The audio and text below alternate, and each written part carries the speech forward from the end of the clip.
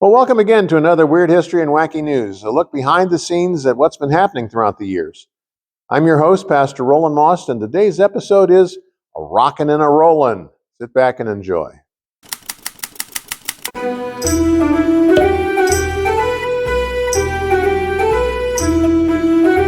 On February 3rd, 1959, Buddy Holly, Richie Valens, and J.P. the Big Bopper Richardson boarded a small plane outside Clear Lake, Iowa.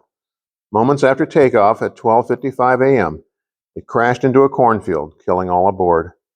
Holly, riding high with his chart-topping That'll Be the Day, was just 22. His death, the result of a last-minute decision, shook the world of rock and roll to its very roots.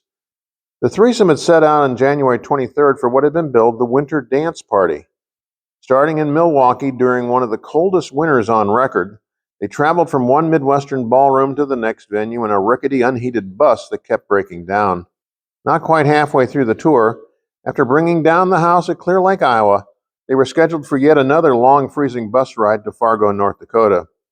Holly decided to rent a plane instead. Not big enough for everyone, Valens and guitarist Tommy Alsop flipped for one seat, while bass player Waylon Jennings gave his seat to the sniffling, sneezing Big Bopper. Something else contributed to that fateful decision to fly. The music died that frigid night because the group wanted to get to Fargo early to do their laundry. In other news, Creedence Clearwater Revival epitomized the strong Louisiana-Texas rhythm and blues backbeat, thumping honky-tonk style of swamp rock. During a meteoric 16-month period, they pumped out one almost hit after another. Between March of 1969 and October of 1970, Creedence Clearwater produced a series of singles that nearly made the #1 spot on Billboard's Top 100 chart. First up was Proud Mary, released in January of 1969. It soared to #2 in March of 1969. Bad Moon Rising, released 1 month later, arrived at the #2 spot on June 28, 1969. Coming out in July of '69, Green River shot to #2 for 1 week. Wow, 3 #2 hits in just 4 months. Surely the next big song would snag the #1 spot. Travelin' Band hit the road on January of 1970 and rose to #2. The top-selling band of 1970 released the epic Lookin' Out My Back Door in July of 1970. Surely this would make it to #1. Sadly, Simon and Garfunkel's Bridge Over Troubled Waters had that spot all locked up. #2 would have to do. Always the bridesmaid and never the bride. Out of 29 singles, Creedence Clearwater Revival holds the dubious record for having the most #2 hits without ever topping the charts. Sometimes getting your stage name right is as tough as landing the #1 hit. Stage names are a big deal. Just ask David Robert Jones. Dave, born January 8, 1947, was an English singer in a local band. Apparently inspired by Davy Jones and his famous undersea locker, he started going by the name Davy Jones. Then the unthinkable happened. Lo and behold, there was another British singer named Davy Jones, fronting for a popular TV band called the Monkees. His manager advised a name change, telling him, "Nobody's gonna make a monkey out of you." So, Dave changed his name from Davy to Tom Jones.